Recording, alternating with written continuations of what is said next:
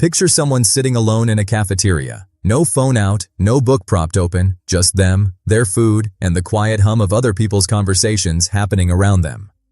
Now, most people see that image and feel something uncomfortable. Maybe pity, maybe concern, maybe a little projection.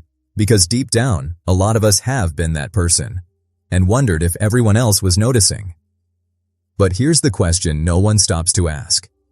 What if that person isn't lonely? What if they chose that seat and that silence on purpose? Because the truth is, the world has a strange habit of pathologizing solitude.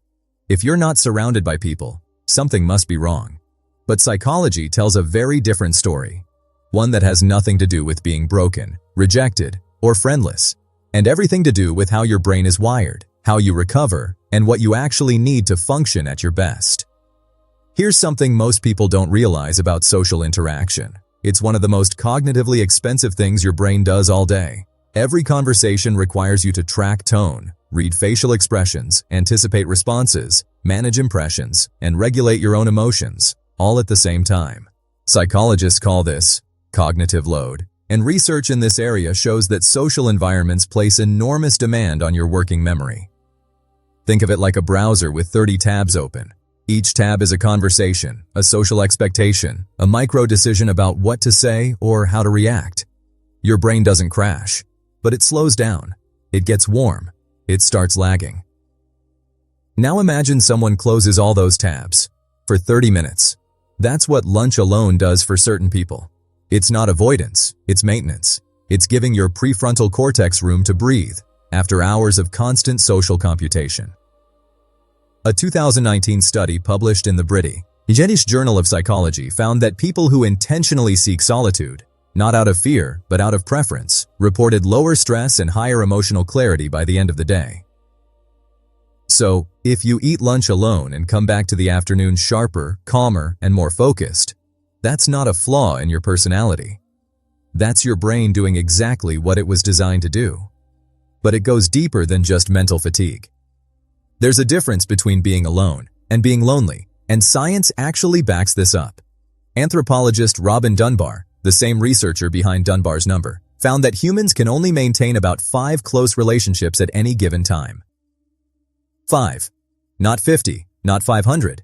People who eat alone aren't failing at connection. They're being strategic about it. They've realized, often without consciously naming it, that spreading social energy thin across dozens of surface-level interactions leaves almost nothing for the relationships that actually matter. Compare that to someone who spends every lunch hour in a group, laughing at jokes they don't find funny, nodding along to stories they've already heard, performing friendliness like it's part of the job description. That's not connection. That's performance. And here's where it gets interesting. Social investment theory suggests that people who are more selective with their social time tend to build deeper, more stable bonds. They invest more in fewer people, and those relationships tend to last. So when someone chooses to eat alone, it doesn't mean they have no one. It often means they've already found their people, and those people aren't in the cafeteria at 12:15 on a Tuesday. You're not cold, you're not unfriendly, you just refuse to confuse proximity with intimacy. And that's a kind of emotional intelligence most people overlook. Then there's another layer most people never consider. About 15 to 20% of the population carries a trait that psychologist Elaine Aron calls sensory processing sensitivity. These are people whose nervous systems are wired to take in more information from their environment, more sound, more light, more emotional data than the average person. Imagine walking through a noisy cafeteria. And while everyone else hears background noise, your brain is picking up 3 conversations. The flicker of fluorescent lighting, the scrape of a chair across the floor, and the subtle shift in someone's mood 2 tables over. You're not imagining it. Your brain is literally processing more stimuli per second. For people with this trait, a quiet lunch isn't a luxury. It's a necessity.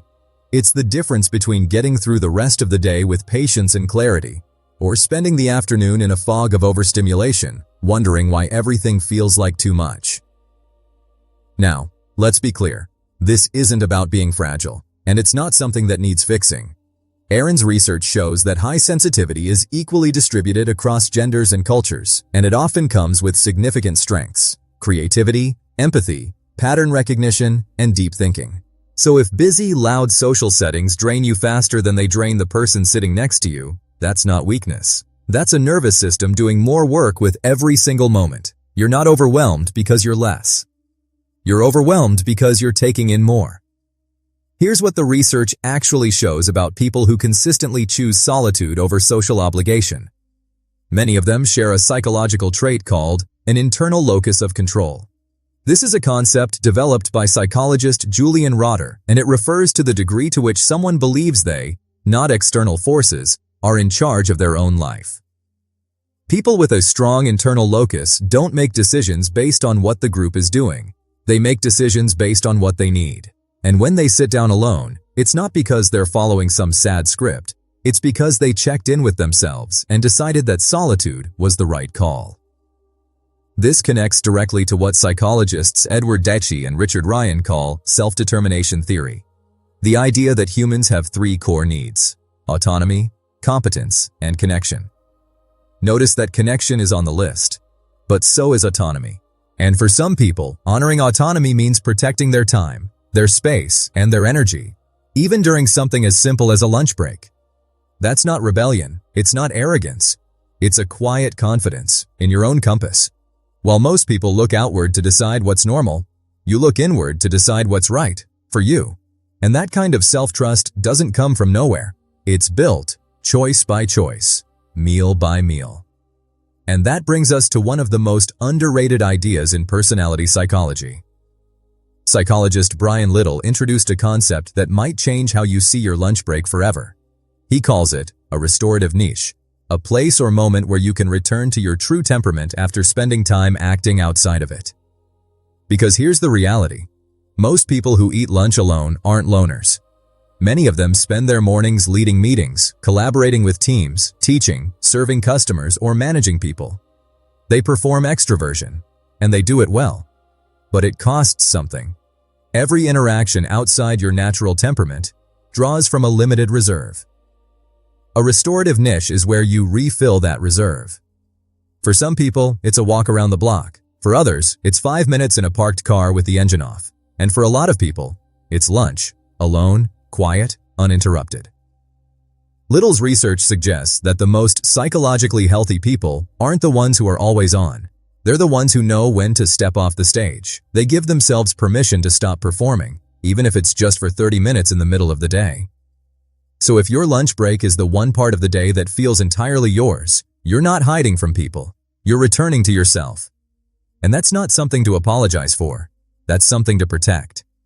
So the next time you sit down to eat, alone, and that familiar voice creeps in, the one that asks if you should have joined the group, if people are noticing, if something's wrong with you, I want you to remember what you learned here. Nothing is wrong with you. You're not lonely. You're not broken. You're someone who knows what they need and isn't afraid to choose it. If this helped you see yourself a little more clearly, leave a like. And if you want more videos about the quiet psychology of people like us, subscribe. We're just getting started.